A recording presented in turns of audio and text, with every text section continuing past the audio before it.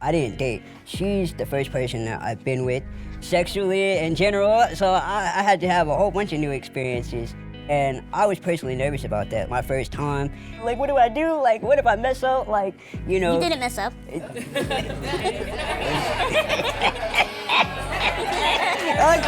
Giving you props. Come on now. Something a lot of people don't know about me is I am a transgender man.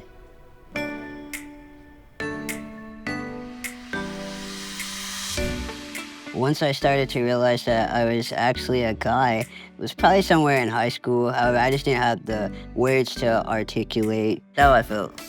I have been out to my family for over 5 years now. And I'm just really grateful that I have, a great partner, and my parents are accepting off the bat. Jay was assigned at birth as female. For years, we had a daughter, and so there's things that you visualize being able to do. And so it was, I would say, a little bit of secret mourning that was not going to be Jay, but then saying, okay, this is who Jay is at the end of the day. I just want Jay to be happy. I would do anything for my son, no matter what that support looks like. Jay is Jay, and I will always love him no matter what. It's really something that has been a journey, and so yeah, I'm really happy to be able to talk about it and have people get to know who I am. You're amazing. Thank you. What's up, everybody? Let's hear it. So what's good? What's happening? Let's go! Thank you so much for being here. My name is Pamela. And I'm Jay. And we're not siblings. We are actually a couple. And our topic for today will be unfiltered sex, love, and disability. So I was born with a disability called osteogenesis imperfecta type 3. My parents were told that I wasn't going to live past 1 year old. And I'm way past that, so I'm in my 30s. And it affects my bones, so that's why I'm short. But that does not mean that I'm not a sexual being. But I wasn't really given much of a conversation of what sex was. And also, I didn't know that there was multiple layers to sexual orientation. And for me, I always had, crushes and classmates with boys and also with girls. And I was like, oh, that's really confusing. I've always been, sexually open-minded, even though I try to suppress it because, one, I didn't want to get in trouble because that's how it felt, and then also because at the time I had the same religious beliefs as how I was raised. I felt very uncomfortable or scared that I'm doing something very wrong. And actually, a lot of disabled people, their first physical touch and things like that is medical. And so when you're being touched sexually for the first time, that can be conflicting of being touched can also be pleasurable. And then also, when you have a very prominent disability and very in your face, people get curious. And right now, it's appropriate for y'all to ask. Y'all can ask us anything. But in public, if I'm over here just buying groceries and some random person asking, can I feel my vagina? I'm like, whoa! Wait a minute. I'm just looking at the clearance section and I'm talking about my vagina. Wait. At least buy me dinner. Yeah. Well, I'm Jay. I always like to say I have a grab bag of disabilities because I have osteogenesis imperfecta type 3, same thing she does. I'm autistic, I'm hard of hearing, and I'm also a trans man. So my journey with my body image has been a real weird one because my body was just it exists, but that's it. I just didn't feel like people saw me in that way. I just had this thought that nobody wanted to be with me because I was disabled. I didn't date. She's the first person that I've been with sexually in general, so I had to have a whole bunch of new experiences. And I was personally nervous about that, my first time. What do I do? What if I mess up? You didn't mess up.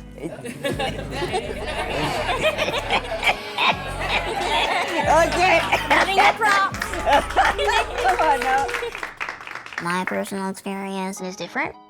I started dating when I was about 19 years old. Somehow I kept attracting the same type of guy, which was the wrong type of guy. They would either say that we're into me, but only in private, or I would get cheated on, or they had some kind of mental stuff going on, and I thought I was the best rehabilitation center. I'm like, oh, I can change them. And just, it was always something that would happen. So before Jay, I stayed single for 2 years because enough was enough. It's taken me a long time to get to this point, because not only was I trying to just love myself being disabled, but also being trans, because like being black and trans, I'm like, pick a struggle, you know? Pick a struggle. It helps to have a partner that like helps break those myths and stigmas that like I had a lot of internalized ableism and a lot of things. So yeah, that's my little story. Can you guys talk about OI in detail, like what that really means and how it affects how you have sex? As we mentioned, our disability is osteogenesis imperfecta type 3, which is a brittle bone disorder. However, there's different types. So we have type 3, which is the second most severe past infancy, because typically type 2, you die. Not to be morbid, but that's what it is. So, yeah, very early on. Like, we break easily. We really do talk to each other because we deal with chronic pain every single day. We're in pain. And so it's really important to have those conversations like, hey, you having a bad pain day? We're not doing it today because, like, I ain't trying to break something. Like, there's multiple different ways of, like, communication and then what's, you know, is best for both parties or multiple people. I mean, that's your business, you know? So that ties into sex toys, you know? Get creative. Funny story about this real quick. This is called a packer, by the way. What's it for? So a packer you put in your pants and just to create the, you know, illusion that you have, you know, stuff going down there. I used to wear a packer, but since I'm disabled and I'm in a chair, it's just too much work. Man, one day it falls in the toilet. I had to explain, excuse me, can you come in the stall? And then my little thing fell in the toilet. I was like, oh, sorry. And then we're looking at each other because they're like, is this part of his disability or is this like, and I was like, can you just hand this to me? And then now I gotta wash it in the sink. Did his thing fall out? Yeah, now I gotta wash it in the sink. So I don't wear a packer no more. In case anyone's wondering, that's not even my size packer, to be honest. So Stop. Stop. Thank y'all so much. We really appreciate every single one of you. It's been an honor. Thank you. And thank you to my fiance. The talk went better than we could have hoped for. It was pretty overwhelming to be with just a lot of people that are very open, only because it's just a lot at once. But I'm still glad I came. Me too, because I picked up some sexy surprises to take home. Gonna put you to work.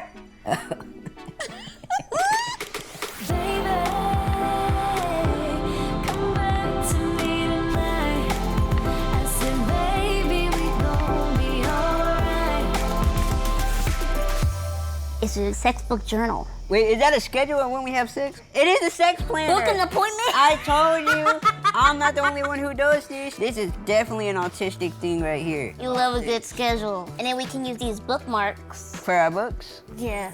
Oh my. Look at them. Don't be I'm looking. Right. You know, I don't think I can do art. I don't think you can do art. Yes, we can. I think we can do almost everything. You know, maybe on our wedding night, on honeymoon. Why wait? Ooh, we better have our own place before we try any of these letters. It might get loud. Whew. The only time I won't want you to be quiet.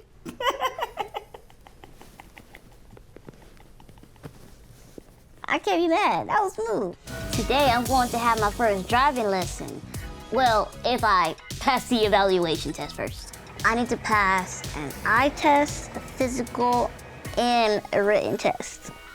What's your goal, just in your own words, what's your goal for this? My goal is to be independent and drive him and I to doctor's appointments or just go on dates, run errands, just more freedom.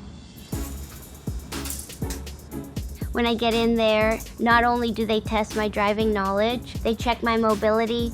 How far can you rotate around to look behind you? Yeah, you can see the picture frames. And my vision. We have some road signs. The first one, accessible parking. The number 2 is no U-turn. I do have a little bit of a hard time to see at night. Oh my gosh. I mean, that eyesight is a little questionable. Oh, I can get some night glasses. We're pretty much done with this part. Oh, wow. So I passed. You passed enough for us to go. Pass it up to go out. I'm just kidding.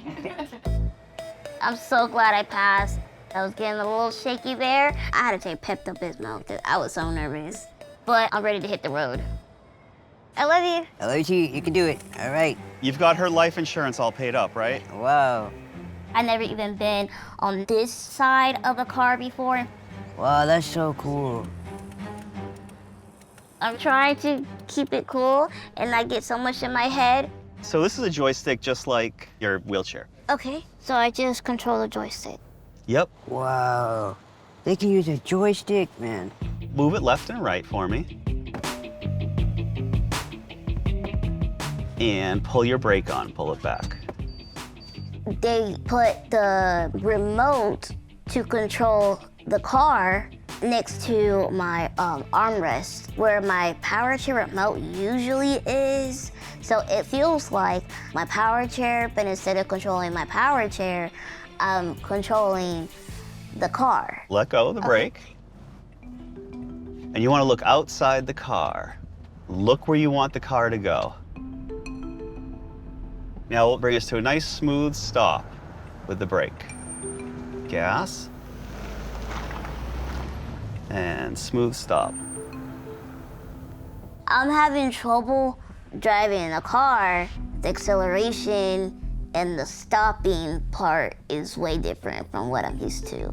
In my power chair, when you stop moving, you just like let go of the joystick or you stop accelerating. Come off your brake. And look where you want the car to go. Your eyes drive the car.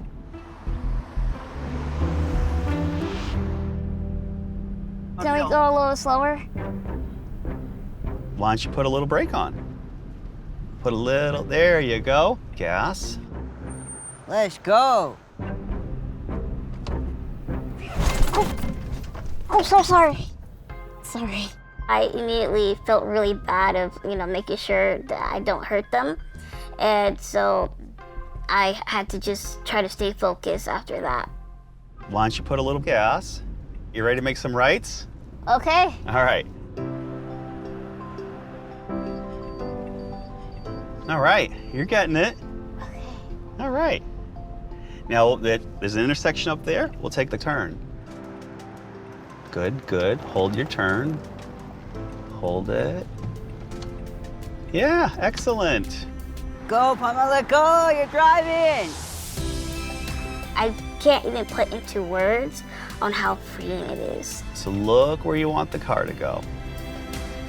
Good. I know this sounds so dramatic, but I feel like I gained my butterfly wings. Keep turn. Slowly unwind the wheel. If I get my license, it's not like they would just hand it to me because, they feel sorry for me. Like I earned it. And nice smooth stop right here. Wow. That was awesome. All right, relax. That was great. Wow. I'm really impressed. After the bumpy start, Pamela's driving was smooth, and I'm definitely very proud of you for that. Good job. Thank you. Wow. What? I made it! What? Woo. I didn't need a hug. Yeah, whoa, oh, man, yeah, heck yeah. Hold on, let me get my life together. Yo, what? Yeah, I love you. Thank you for your I support. love you. I invite all who are able to please rise as we receive our bride. Aww. Cheddar. Come here. Come here. Good girl.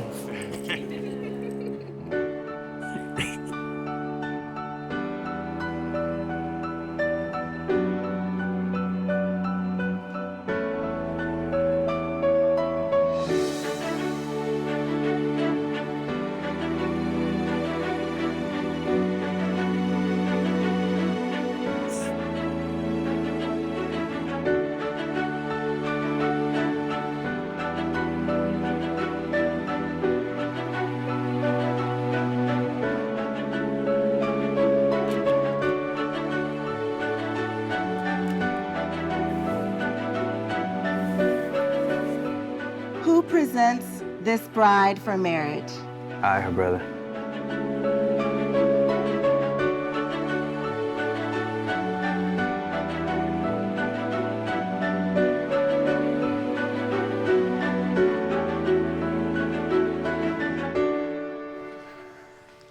Dearly beloved, we are gathered here to celebrate the marriage of Pamela and Jay.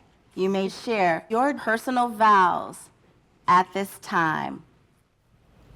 Mariposita, before I met you, I thought everyone in the world would find their soulmate except for me. Dramatic, I know. And then by some miracle, we crossed paths. It's still amazing to think that out of the billions of people on Earth, I have been chosen to be in your life. Every morning when I wake up, I'm so excited because I know it's another day we will get to spend together. It's funny that people say through sickness and health when they're getting married like we are right now. However, we have already been through sickness, so we've got this in the bag. I am forever grateful for you being placed in my life, and I will never take that for granted.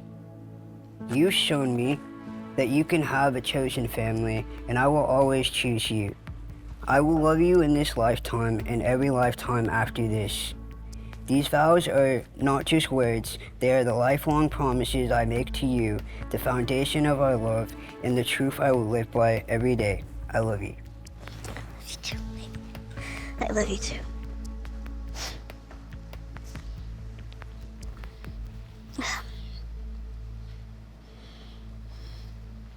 Mi hermoso cariño. We finally made it to the day we both prayed for. I wish there were enough words and letters in the alphabet to express how grateful I am for you.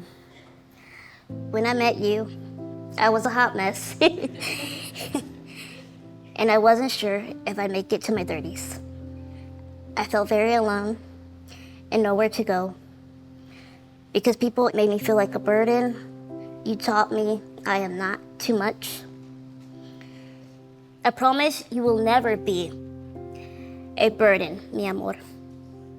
Thank you for holding me when I get scared at night and ordering my favorite snacks. Thank you for being my light. Thank you for flushing the toilet when I forget to. Amen. I promise to validate your feelings.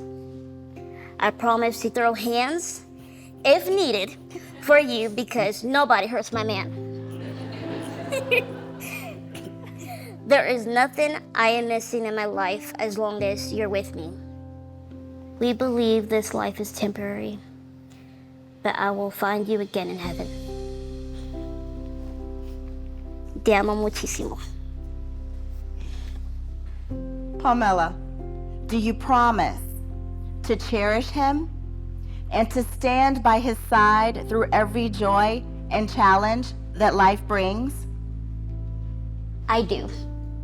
And Jay, do you pledge to love her unconditionally and to honor her with every beat of your heart? I do. Please place your ring on Pamela's finger. Sorry. It's okay. It's okay. Thank you, baby. Pamela, please place your ring on Jay's finger.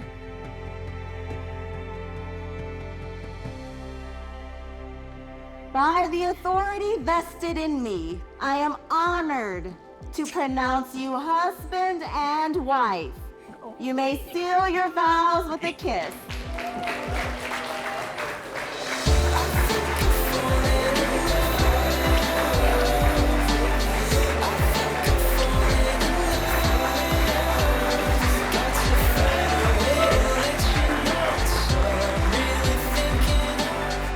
We got married. Look at it. Look at it. Look at it. That's a husband ring. It feels amazing being husband and wife. Like, I feel just so happy that I have my favorite person forever. I'm like, wow, I really did that. So that's pretty chill for me.